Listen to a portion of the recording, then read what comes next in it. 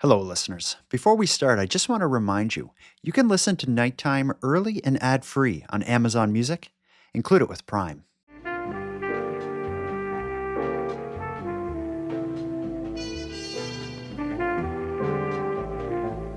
You are listening to the Nighttime Podcast.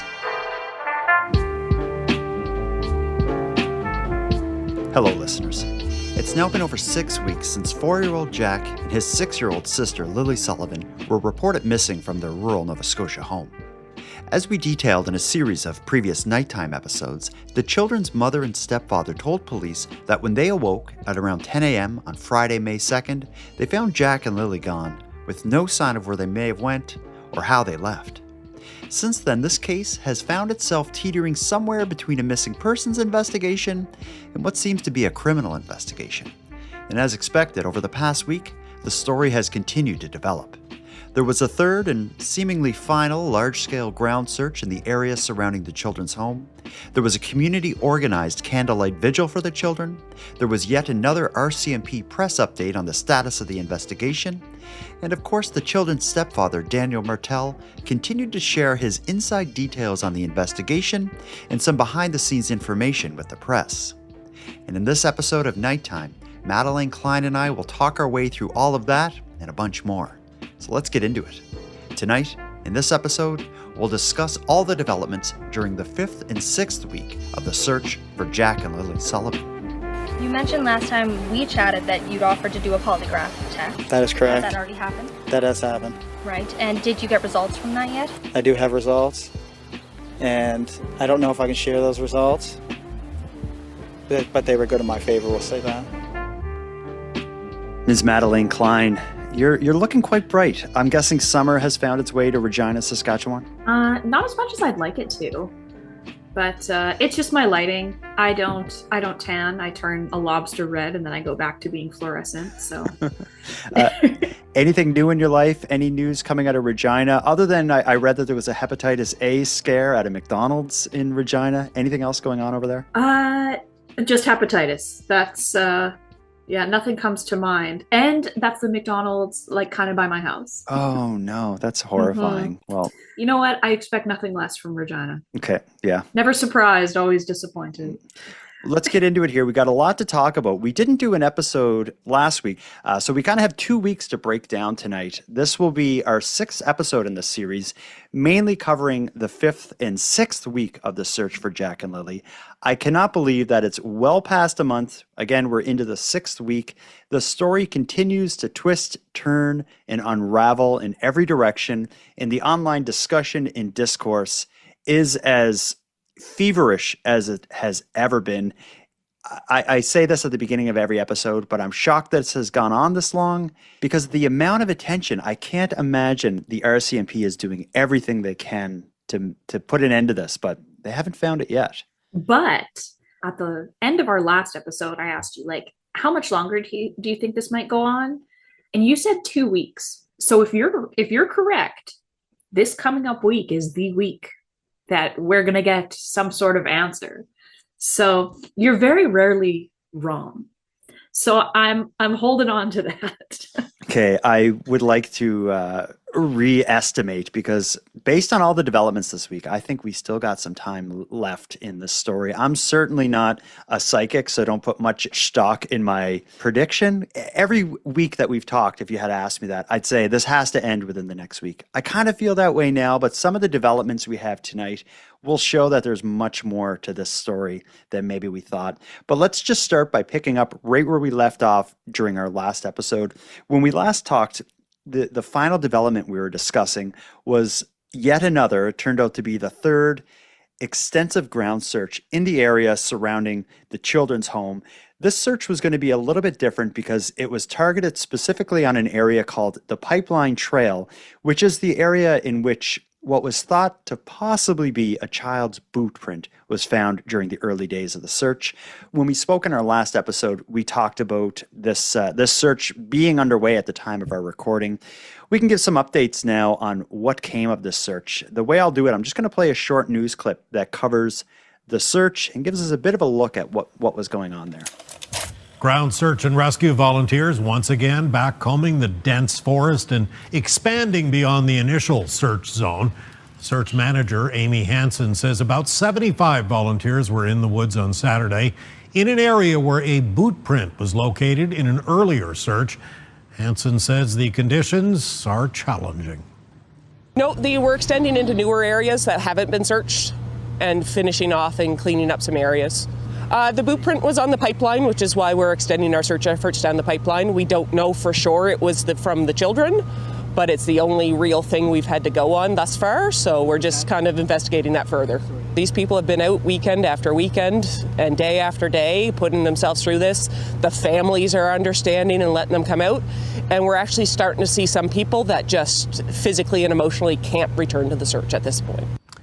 RCMP say the investigation remains active and they urge anyone with information on the children's whereabouts to bring it forward.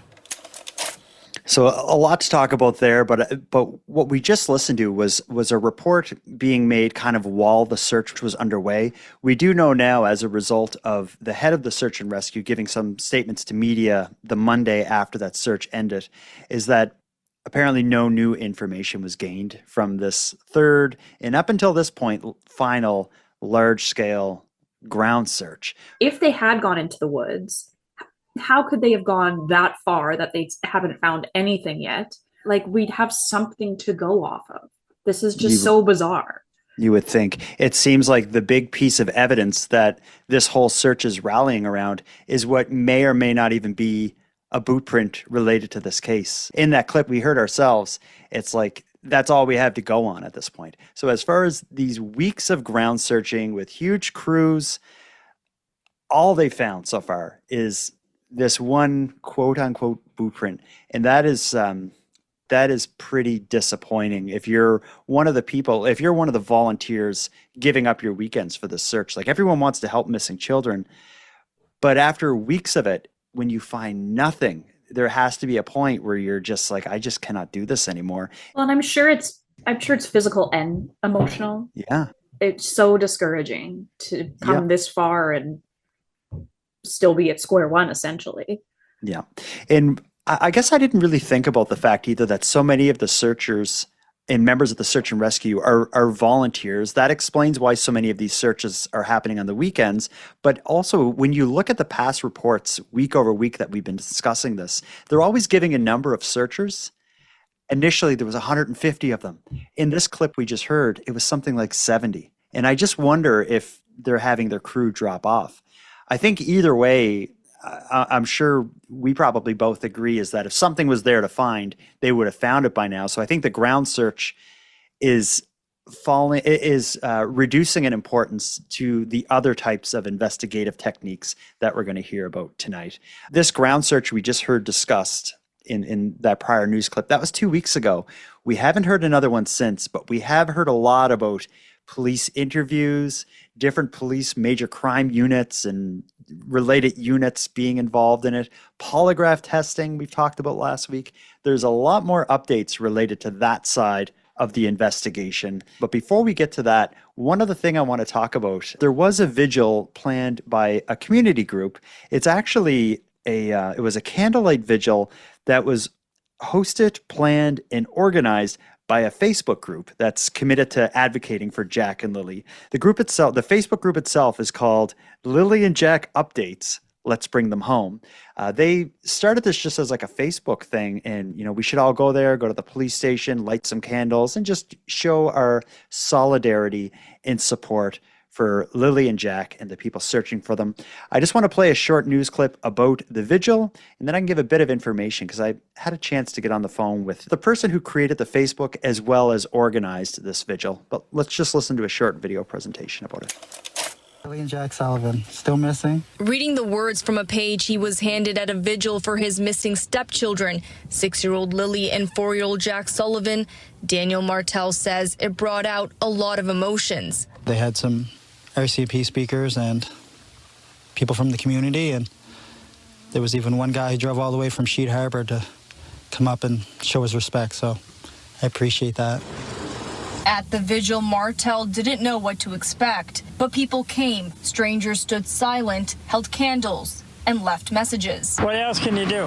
It's a way they can show their emotion and as best they can, and that we haven't forgotten. The children's mother didn't attend the vigil. Martell says the grief has been overwhelming and online speculation hasn't helped, especially for their daughter that still lives with her. Put your focus outward around Malaya and toward the kids. Don't attack Malaya, because her mental health is, it's going to be reflected on our daughter, so I don't want anyone attacking Malaya anymore. The county's warden says he understands a vigil may seem premature to some, but it's a sign of how deeply the community cares. I always thought that perhaps it was a little early and perhaps it would show that we were sort of accepting the inevitable and maybe we have to. But I think there was still hope here. I don't think they were giving up. The RCMP is still investigating this as a missing persons case and is encouraging anyone with information to reach out. So we heard a lot there about the vigil, and of course, we're hearing from the children's stepfather, Daniel Martell, who had some really interesting things to say about the children's mother, Malaya. Let's start with that. This is the first time I've really heard the stepfather, Daniel Martell, defend Malaya and all but ask people online to leave her alone. He makes a good case for that. He says, if I'm worried about her mental health and people attacking her online will only further affect her mental health, which will then in turn affect my daughter that I share with Malaya, because they do have a child together. Right. But referring to her mental health just makes me question, is he referring to the trauma of having two missing children, or is there something else that was going on before this related to mental illness, mental health? It could be both. Mm-hmm. Two things can be true at the same time. I think if either one of them had something to do with Lilly and Jack's disappearance, they would have sold each other out by now. Mm-hmm. Either something to do with it or guilty knowledge about what may have happened. Right. Yeah. Oh, I couldn't imagine what she's going through. Him too, but imagine losing not one of your children, but two. And not knowing. In this horribly public way with people online, thinking you're involved in it. Daniel puts himself as a target, so he's getting a lot of accusations hurled towards him, but at least he's there kind of putting himself out and defending himself to an extent. She, I can't put myself in her headspace, but it just seems like she's kind of cowered into her family and her community and has largely disappeared from this. I don't know how I would react or what's normal. It's interesting, the difference between the two of them and how they're responding. In terms of this vigil, Daniel, as we heard in that news clip, he attended. He lit a little lantern. As far as I can tell, he didn't give any kind of speech or anything like that, but he was social with people there, shaking hands, giving hugs, and thanking people for attending, which is nice. The two of us have talked a lot about the negative side of social media and the harm that can do to people, the harm that online discussion can do to people in real life situations. I think this is kind of an example of the good that can come out of that. This Facebook group in particular, which is called Lilly and Jack Updates, Let's Bring Them Home, is a group that specifically excludes kind of the more toxic, nonsensical slander, accusation sort of stuff. And it seems focused on, again, advocacy and organizing and planning things like this. And just by getting a crowd of people together outside of the police station, getting the news to show up, having it be this kind of somber sort of respectful moment, I think that just helps express the public pressure that is being put on the police. And I support that sort of thing. Oh, totally. But I just, and I've mentioned, I hate to be repetitive, but we've mentioned in previous episodes that, maybe the police know more than they're sharing with the public, and they're absolutely entitled to do that. Let's hope they do. Mm-hmm. But, public pressure can only go so far when you've essentially hit a wall. Mm-hmm. Mm-hmm. Where else do you go after you've exhausted every avenue? Yeah, but there's a lot of avenues that they're going down. So I think, I've heard people refer to this case as it's a cold case. It's going cold. I think this case is wide open and on fire behind the scenes. But I hope so. No one is going to tell us that. We'll get a glimpse of it as we go when we start hearing about a recent press release from the RCMP that gives some data on how many people they've interviewed and such. I think that'll show that it's not by any means a cold case. But just one last thing about the vigil. I did get a chance to speak with the organizer and planner of the vigil. Her name is Lana. She was very generous with her time, so I thank her for telling me all about the vigil, the planning of it, and I tip my hat to people like her who use the power of social media for public good. So thank you for your time, Lana, and thank you for organizing a vigil. You know, these children, I don't think anyone wants to admit that they're deceased, and whether or not they are, recognizing the 1 month anniversary, I think, is important for a story that has captured the attention of the entire province, if not country. It's, you know, it took someone to do it, and it was a moderator of a Facebook group. So cheers to you. And it's not just our country either. It's international. Absolutely. Well, we've talked a bit about an upcoming RCMP press release and some information about the investigation. Let's take our first ad break, and when we get back, we'll get into that. And it's really going to get interesting from here out. One criticism I've seen levied against the law enforcement and the investigators is that they're not revealing enough to the public. You've just talked about this before our break, is, you know, there's a lot going on behind the scenes that the public isn't going to know about until there's been like an arrest made or a major discovery or things are revealed in court. All that to say, I think the RCMP has been keeping open lines of communication with the public by way of press conferences and press releases. It's almost weekly they've released at least some statement giving updates to the scope and status of the different investigative techniques and teams that are being deployed to the search for Lilly and Jack Sullivan. On June 11th, just 3 days ago prior to our recording, the RCMP released yet another press release. And this one really gave a bird's eye view of what they've been up to. Rather than read the press release, I'm going to play a short global news report that summarizes what the release shared, and then we can talk about some individual points of it ourselves. Several national agencies have joined the investigation for missing Pictou County siblings Jack and Lilly Sullivan. The RCMP says more than 11 RCMP units are working the case, including the Major Crime Unit, Behavioral Sciences Group, and Criminal Analysis Service. The National Centre for Missing Persons and the Canadian Centre for Child Protection have also joined the investigation. Despite several extensive searches, a review of hours of video footage, and interviews with 54 people, including polygraph tests, the children remain missing. All searches have been around the children's home and have included septic systems, wells, mine shafts, and culverts. Based on the evidence, police say no new search areas have been identified. When you hear a news clip like that, you really see the value of a press release, because they basically just summarized the RCMP's press release and shared it as if it was like a kind of like a news update. But it gives a lot of good information.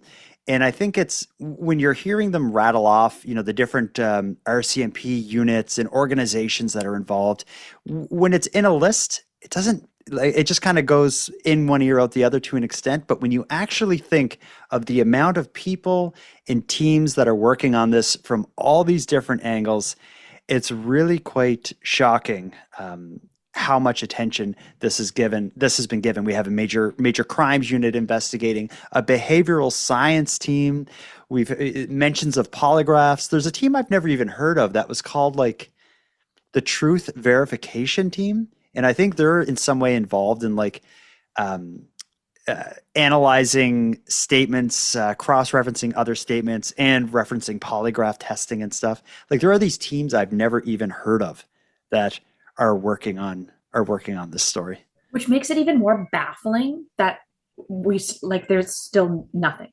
Mm-hmm. Yeah, at this point, 54 people interviewed. We've tried to estimate or try to come up with some ideas of who these people could be, from family to neighbors to professionals to teachers and such.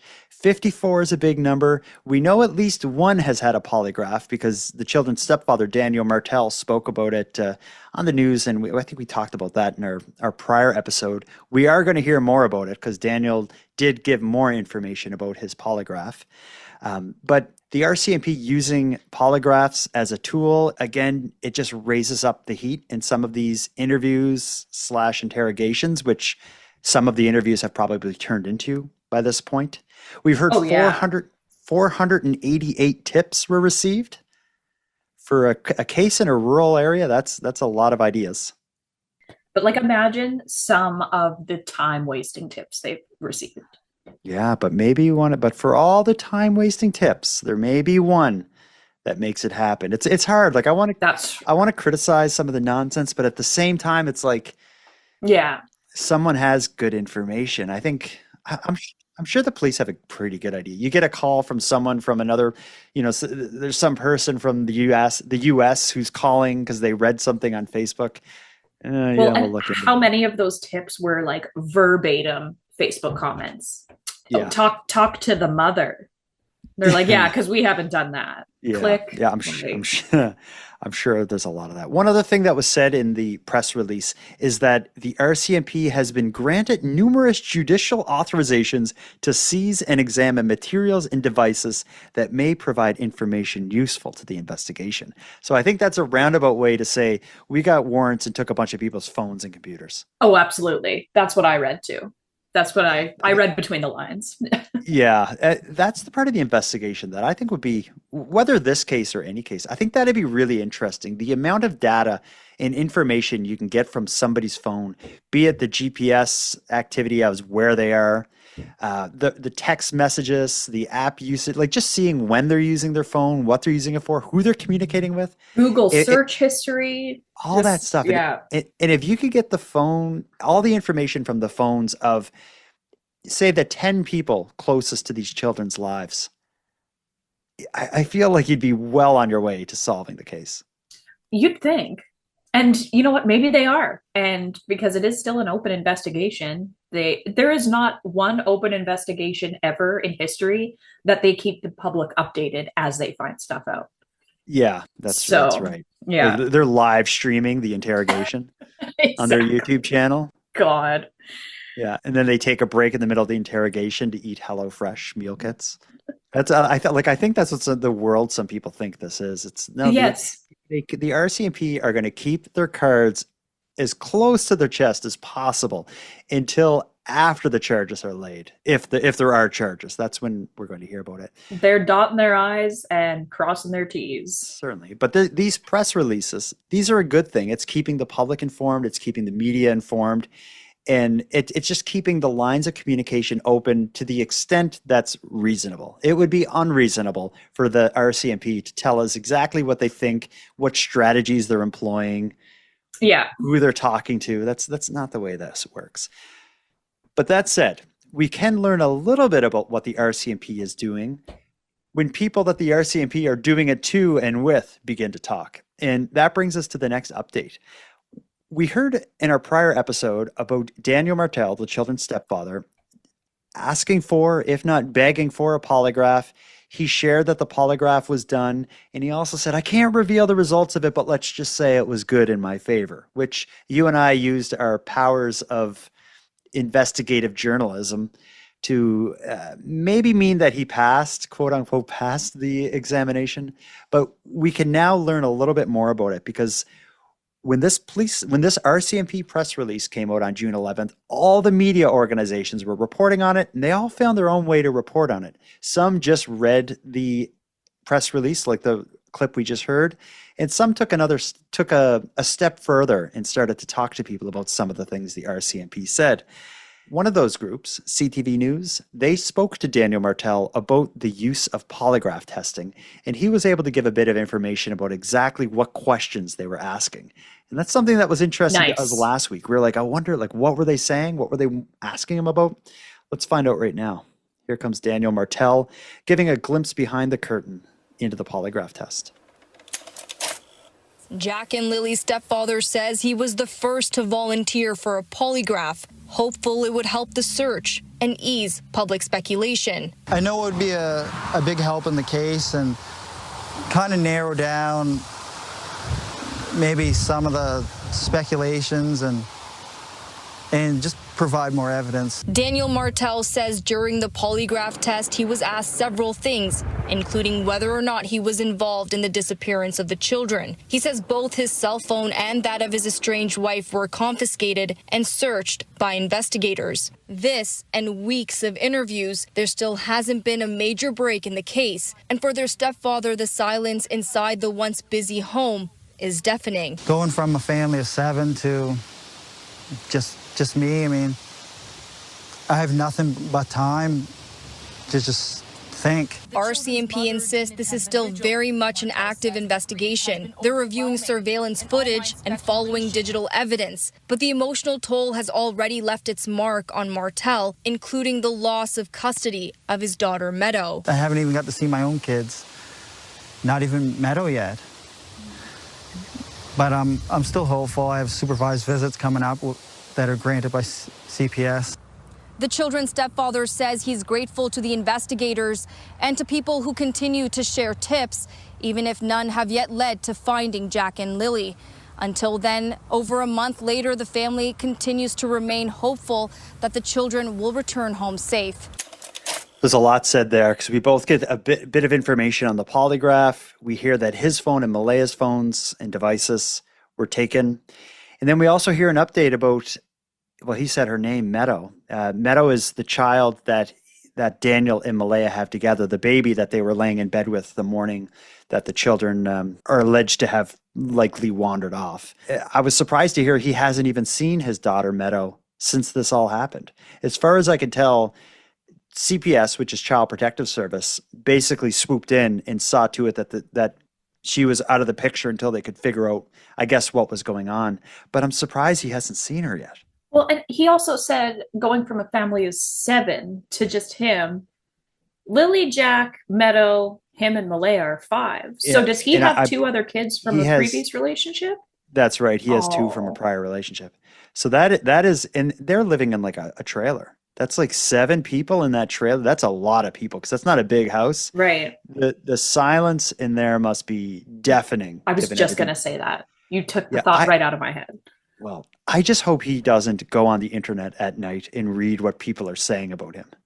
I would not be going on the internet at all because that's just, I wouldn't be able to process that. And the news refers to her, Malaya, as his estranged wife. I don't know if they were married, but I guess common law. Yeah, that whole to the thing, government they were. To the government, it was wife. But it's like as an outsider looking in, every bit of it sounds so suspicious. I think there's these missing children, his estranged wife. Like these elements to the story just sound so bad. It's a terrible series of events that's happened since Lilly and Jack went missing. Mm-hmm. But yeah, it's so bleak. Mm. Here's our last thing. I have one other news clip that I'll want to play, and this is what we'll go out on. We heard from retired Halifax police officer and former major crime staff sergeant Jim Hoskins in our prior episode. He speaks to Global News a lot as kind of just like a policing investigative expert.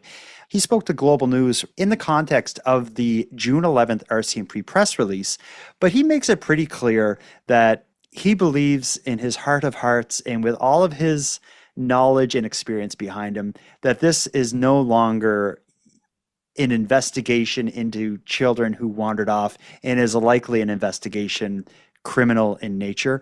I want to play the clip of his interview with Global because I think this just sums it up so nicely as far as what the future of this investigation is and probably what the outcome is going to eventually be. If this is not a criminal investigation now, I'd be totally surprised. On Wednesday, the RCMP in Nova Scotia said many RCMP units, including major crime, are involved in the investigation, along with the National Center for Missing Persons. Police say they formally interviewed 54 people in their search, And this former Halifax regional police officer doesn't take that lightly. They're out there, and the only way they're going to see or get results in this is to be out there talking to people, looking at videos, looking at topography and what have you and so on. They're not in offices doing this by a laptop, let's put it that way. In an update this week, the RCMP say they've collected hundreds of hours of video from areas surrounding Lansdowne Station between April 28th and May 2nd, when the kids went missing, and have received nearly 500 tips from the public. Police say they've searched every aspect of the family's home and received authorization to seize and examine devices. They'll go on the balance of probabilities based on the area that we fully searched with a lot of people. We can't find any evidence, be it a backpack, a shoe, or whatever. We can't find the kids. If you can't find them, somebody has to say enough is enough right now for searching those areas. So now we move to where? There's only one other option. A nefarious take to this. In other words, a criminal type thing. That's only my personal opinion. Police say they've used polygraph tests in some interviews. This former polygraph examiner south of the border says the test is used to monitor how a person's nervous system responds to certain questions. If somebody is successful in the test, then not that they're being eliminated, but they'll spend more time on people that are not successful. Not passing the test doesn't mean you're guilty or you're involved. It simply means that there's some issue there, maybe some knowledge, guilty knowledge. Moriello says he's seen people pass tests who were later proven guilty. More than 160 search and rescue volunteers have scoured through the densely wooded area surrounding the children's home, but only a small boot print was found. Police continue to refer to the case as a missing persons investigation. They're covering it all, everything they can. And you only do that in depth when there's a criminal investigation with major crime on scene. They're not there just because they're major crime. They're there to do their major crime work. I think he hits the nail on the head. Major crime's not there just because they're major crimes and they're involved. They're there to do major crime work. Right. And I wonder if there will be a point where the RCMP press conference says this is now being treated as a criminal investigation. I've seen them do that in other cases. Like, that is something that they may announce at some point. That would be really interesting, because up until now, they will talk about polygraphs and tips and and interviews, but it's always the disappearance of Jack and Lilly, who wandered away from their home on April 2nd. At what point is it they change at least the context of their messaging with the public? Yeah, I don't know. And maybe internally they already have. They just haven't said that yet. Yeah, I don't know. It's see, the more we find out, or the more we don't find out, makes me wonder if this is like a 1% stranger abduction. At this point, anything is possible, and it wouldn't be 1%. It would be even less than 1% for a stranger abduction. For it to be two kids, rural Nova Scotia, on a Friday morning, right outside of their home, where their parents are sleeping in, it would be such a strike of lightning, miracle of tragedy for that to be the case. But something happened, and it's I think. You said, I wonder if behind the scenes, if the police are referring to it that way. I'm sure they must be. They have to. In which world would police be soliciting tips in a case where children wandered off? Why would there be tips? Like, did you see them or not? Well, we don't need a tip. We need to know where they are. Exactly. It's, yeah. Like I said, I hate to be so repetitive, but there's something going on behind the scenes. And I hope they're close, but they know more than we do. Yeah, the writing is on the wall that the RCMP are pursuing this behind, maybe not directly in their messaging. They're pursuing it as being criminal and nefarious in nature. And it seems like their interviews, they would be starting with children, with people closest to the children, and working their way out. I'm sure they have a very good idea of what's happening and what's happened. They've had several or multiple interviews bordering on interrogations with people very close at this point, I'm sure. I bet you Daniel and Madelayne have spoke to RCMP multiple times and are in every detail of the story that they've shared is being triple checked, It is being cross-referenced with other statements.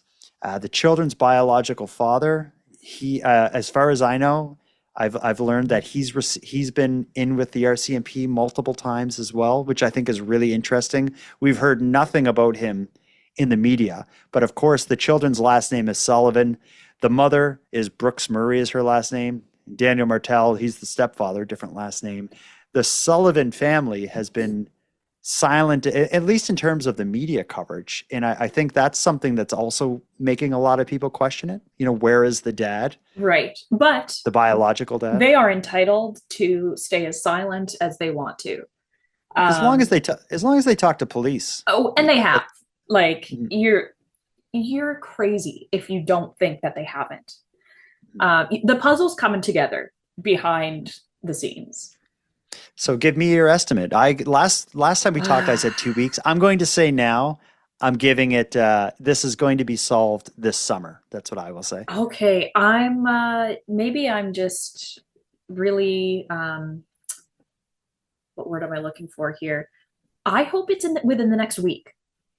Really? I think the puzzle's coming together and just all of a sudden they'll unveil it and be like, we figured it out. Yeah. Whatever the answer is, it is going to be so shocking when the public learns. Oh, absolutely. It'll be crazy because they haven't found them in the woods. Something weird went on. Yeah, that's right. Yeah. Anything other than them being found in the woods is the stuff of a Netflix series. Absolutely. Yeah. Well, we'll put a bow on our 6th episode discussing the 5th episode. Yes, Good it grief. is. So, yeah, and this episode we've discussed the 5th and 6th week of the children's disappearance and the search for them. I can only imagine what the updates will be this week. There will be something, and I'm also hoping to get in touch with some people close to the story as well. And so if anyone close to the children's life or families or anyone with knowledge of the search or investigation, if you want to reach out to me, I would love to talk to you either anonymously or on the record. I can be reached at nighttimepodcast@gmail.com. With all that said, Madelayne Klein, let's put a bow on this. Until hopefully next week will be our last episode. I'm putting that out into the universe. Yeah, where we share that the children were found safe, and that's what we're all hoping for. Could you imagine if they turned up alive? That is the ultimate end to this. Is that blank situation led to the kids still being alive, and they're found. That would be such a miracle. It's a miracle of tragedy that led to this situation, a regular miracle to resolve it. Oh my God, that would be amazing. Yeah. And that's why I am still so hopeful for that outcome, because nothing in this case makes sense as is. So why can't the impossible happen? The idea of a storybook ending, if this was a book, that would be the ending. Yeah. I want to thank you for joining us for this episode of Nighttime.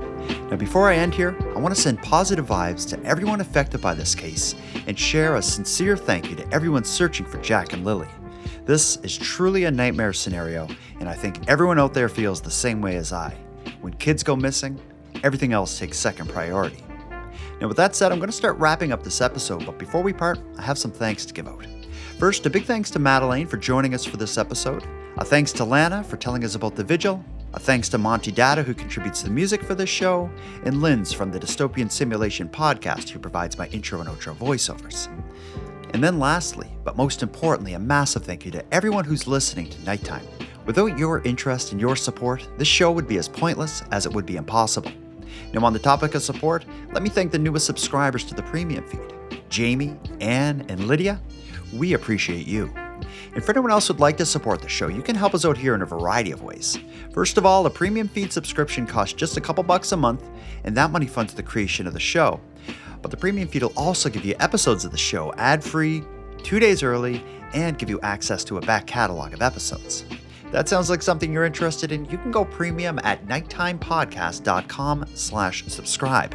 And even if you don't want to go premium, you can still support the show by sharing this episode on social media, telling all your like-minded friends why they should listen. Your support is very much appreciated. Now, before we go, if anyone out there has any story ideas, wants to give feedback on the episode, or would like to submit a question or comment, you can do all that and more at nighttimepodcast.com/contact. I look forward to hearing from you. But until then, take care of each other, hug your loved ones tight, and let me know if you see anything weird. The Nighttime Podcast is written, hosted, and produced by Jordan Bonaparte.